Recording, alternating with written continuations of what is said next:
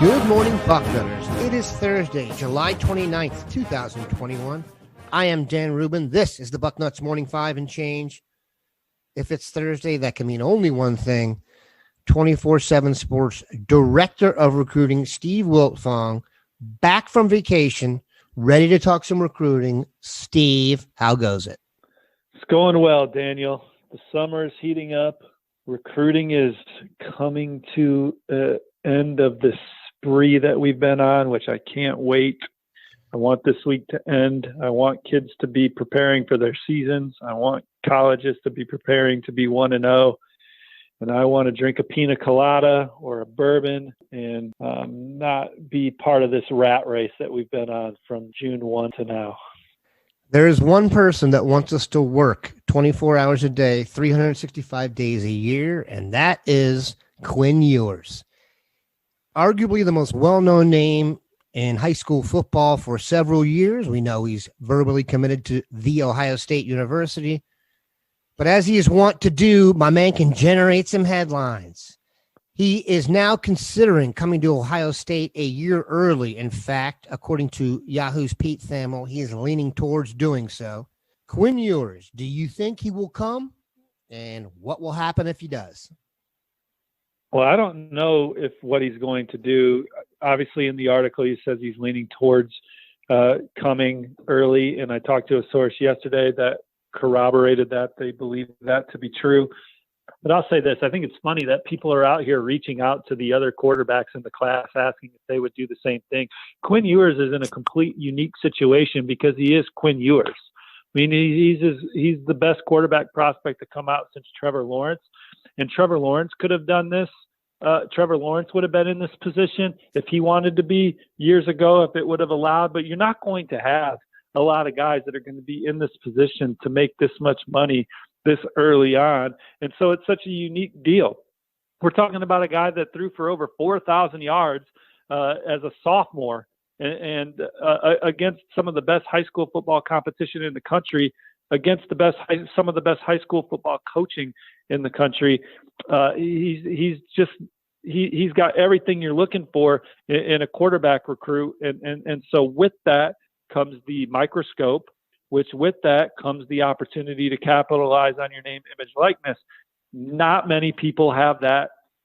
Not many people have that going for them. So to call or to reach out or to think that this is going to like start some massive movement or massive trend, most recruits aren't going to command the amount of attention that Quinn Ewers has commanded.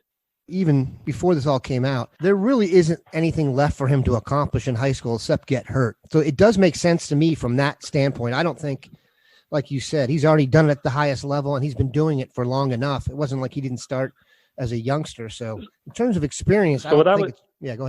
Yeah. So what I would say to that, I didn't mean to cut you off, Daniel, is I think in a perfect world, he would be able to make his money while he's in high school and capitalizing off his name, image, and likeness while he's at South Lake Carroll, which would, residually be, other people would eat too, you know what I'm saying? But sure. Then he would get he would get another 400 pass attempts or whatever it is, and another opportunity to really play a lot of football before he goes into Ohio State. I think so. In a perfect world, that opportunity is better than going to Ohio State and competing for a job. And if you don't win it, your reps are limited for a year, right? But to say that like there's nothing more that he could prove, and like he could still get better as a senior in high school with all those reps. So I don't like fully agree with that. But it's not that. But if he did get hurt in week one, it's not like we would be like, oh, so Quinn Ewers missed an opportunity to play 14 games. He's not going to be the player he's going to be at Ohio State. So I agree with you there. But I do think that there is value to getting those reps and playing and continuing to mature and be with Coach Dodge and those guys one more year and really just be a major alpha for one more year, and continue. I think that all that stuff does matter when you're adding up inches, but yeah, if he got hurt in week one, it wouldn't diminish the fact that he's still QB1 in the class, if he didn't get all those reps or didn't play. In this kid's case, he's such an outlier that it's like when we talk about, oh, we want these kids to have the college experience and the high school experience. This kid's high school experience and college experience isn't normal, isn't like anybody else's anyway. So for his sake, he's a prodigy level talent on a prodigy approach. Him getting stuff a little bit early to me actually makes sense. I don't think I would support this for almost anybody else, but he's not like everybody else. He's not going to be treated like everybody else. Exactly. So other people shouldn't have to answer questions about Quinn Ewers either, because they're not him. We will keep an eye on this, but I think it's fair to assume he's going to come to Ohio State early. Here's a question for you. CJ Stroud, Kyle McCord, Jack Miller, Quinn Ewers. Is that a good quarterback room? Well, it's pretty awesome from my vantage point. And when you look at that sophomore year that Quinn Ewers had, and he threw 4,003 yards and 45 touchdowns with just 3 interceptions. And you put that into perspective. He rushed for almost 600 yards and 9 more touchdowns. That's just as a sophomore. He had a good junior year, especially under the circumstances of being hurt, coming back from surgery, and leading his team to the state finals. I think he would have had an epic senior year. You just put him up as a sophomore against those quarterbacks that were, a year his senior, 2 years his senior. He had as good a year as anybody nationally when he was a sophomore. And so I think that you now stick him into that room. CJ Stroud had an amazing senior year the same year Quinn Ewers was a sophomore. But Quinn Ewers' sophomore year goes toe-to-toe with that. Kyle McCord, a 24/7 Sports Composite 5-star. He had a good final campaign too, but Quinn Ewers' sophomore year goes toe-to-toe with any of that. And so I think of that day, if you were picking the best quarterbacks in high school football, you can make an argument that Quinn Ewers is above all those guys. So now he's coming in. I think if he is coming in, I think he, has the ability to compete right away. Obviously those other guys, Stroud's been in the program for a while, and McCord enrolled early, and he's a beast too. I mean, that room is talented, but that's why you sign up for a place like Ohio State, to go in and compete with the best, to be pushed by the best, to be the best, and be the next first rounder at the position. Even saying that, this would be a little bit crazy, uncharted waters kind of thing. So who knows what the domino effect will be. Obviously, we will be all over that to see what Stroud, Miller, and McCord think of viewers coming in. It will be college football theater at its finest. We're going to take a quick break, come back, and talk about today's cookout. All right, we are back. Rain be darned.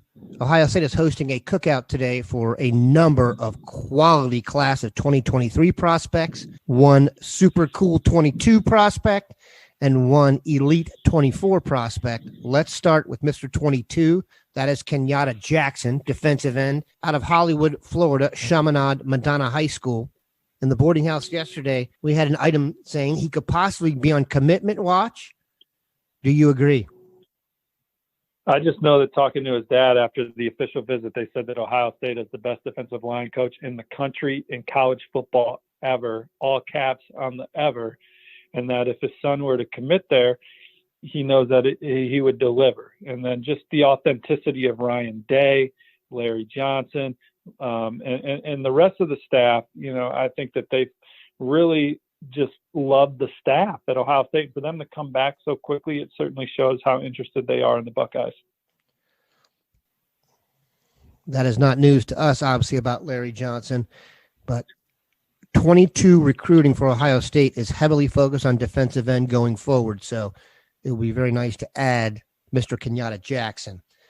There is a number of 2023 guys coming, guys who are committed, guys who are targets. The number one target to me, and he will be so until he commits, Columbus native Sonny Styles. I talked to Sonny this week, and he's super excited to be back at Ohio State today, and really said he's looking forward to connecting with some of the other recruits. So obviously he knows everything about the Buckeyes program. I think at this point now it's just getting more comfortable with the guys and peers and people he'd be playing with or potentially playing with. So Sonny went to the Peach Jam with the All-Ohio Red 16s in basketball and kicked butt. Said he wanted to play some basketball and is adding offers from MAC schools. Now, he's not going to the MAC schools. The word all along is it's going to come down to Ohio State and Notre Dame. Have you seen anything that makes you think it won't be that? And do you want to log a prediction? Well, he visited a lot of other schools, in other regions. So I don't know if I think that you can make a good educated guess and say it's those two, but he made some rounds and went and saw some other places and camped at some places. And so he hasn't told me it's down to Notre Dame or Ohio State. I think that where he lives and with his brother being at Notre Dame and his Ohio State family ties, you can assume that those two schools are certainly in it. Let's talk 2023 now. I know one guy expected to be there today is the number one running back in the class, Richard Young. Let's hear about him and who else in the class Ohio State should be focused on today. Well, Bill Kierlich's got the story on the side of some of the top recruits that are on campus today. And as you said, Richard Young, the number one running back in the country, is there. And this is his second visit to Ohio State already. So he has tremendous interest in the Buckeyes as Ohio State battles some heavyweights from other conferences for him. I think Derek LeBlanc is an interesting guy, a guy that's going to be a riser in our rankings. One of the top defensive ends in the class was at Notre Dame earlier this week. He's got great interest in Notre Dame. Luke Montgomery, that's one where Notre Dame, Ohio State, Penn State, Oklahoma, Alabama are near the top for him. He's obviously very familiar with Ohio State. Kevin Wilson and his dad go way back to the Miami, Ohio days for them. So there's a long history that makes them even more comfortable with Ohio State, but obviously they're in good position for Luke. Christian Gray's a corner from DeSmet, St. Louis DeSmet in Missouri, who I've seen a couple times this offseason. Real athletic corner that Ohio State has offered and is in good position for. And then let's go. We started with a 2022 quarterback and Quinn Ewers, who maybe he's a 2021 now. Let's end with Jaden Davis, who is a 2024 quarterback. What better time for Ohio State to host Jaden Davis again, which goes to show you how high the most likely number one quarterback in the 2024 class is on Ohio State. To come on campus a day after all the Quinn Ewers buzz and seeing the potential that a future Ohio State quarterback has with name, image, likeness, in addition to just what already playing quarterback at Ohio State offers you as a potential, from your potential development standpoint and playing in big games. No better time for Jaden Davis to be on campus after the big news of Quinn Ewers dropping yesterday. No better time to be making a run at quarterback. We appreciate the information on that. Steve, now let's finish with this. I am legally obligated to ask you your thoughts on expansion.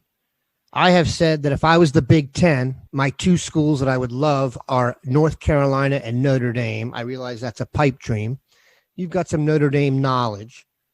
What's your vibe on how Notre Dame fits into the whole thing? They seem like a huge domino to me. And do you think in the long run this will affect Ohio State negatively or positively?